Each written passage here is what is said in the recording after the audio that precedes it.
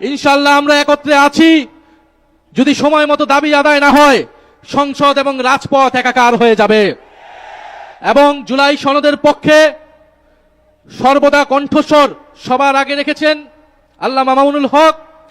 ষড়যন্ত্র করে তাকে সংসদে যাওয়া থেকে বিরত রাখা গিয়েছে, কিন্তু রাজপথে থামানো সম্ভব নয়।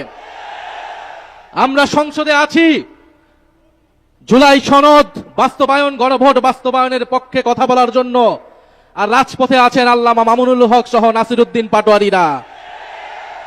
ইনশাআল্লাহ আমরা একত্রে আছি। যদি সময় মতো দাবি আদায় না হয়, সংসদ এবং রাজপথ একাকার হয়ে যাবে। গণভোটের গণরায় বাস্তবায়ন করতে হবে। গণভোটে 70% মানুষ হ্যাঁ পক্ষে, সংস্কারের পক্ষে ভোট দিয়েছে।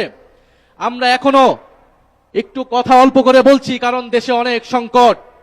দেশের মানুষ ভালো নেই, দেশে জ্বালানি সংকট, দেশের মানুষ চিকিৎসা পাচ্ছে না, হামের চিকিৎসা পাচ্ছে না, দ্রব্যমূল্যের ঊর্ধ্বগতি, তেলের দাম বৃদ্ধি হয়েছে।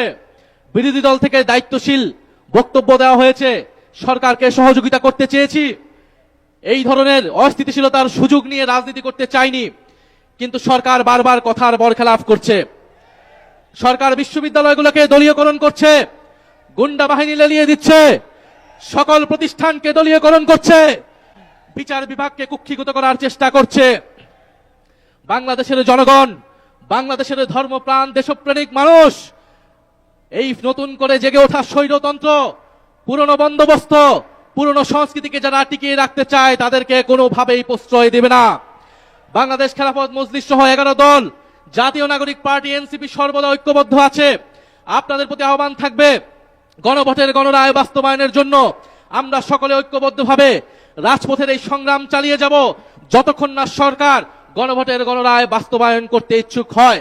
আর সরকার যদি গায়ের জোরে, 2/3 জোরে গণভোটের গণরায়কে উপেক্ষা করে, তবে তার পরিণতিও পুরনো ফ্যাসিবাদীদের কায়দায় হতে হবে। ফলে এই হুঁশিয়ারি আমরা দিতে চাই, কিন্তু আমরা চাই দেশে স্থিতিশীলভাবে এই দেশের সমস্যার সমাধান হোক।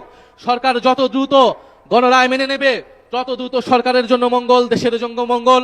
আজকের এই সমাবেশে যারা উপস্থিত হয়েছেন তাদেরকে ধন্যবাদ জানাচ্ছি। আসসালামু আলাইকুম।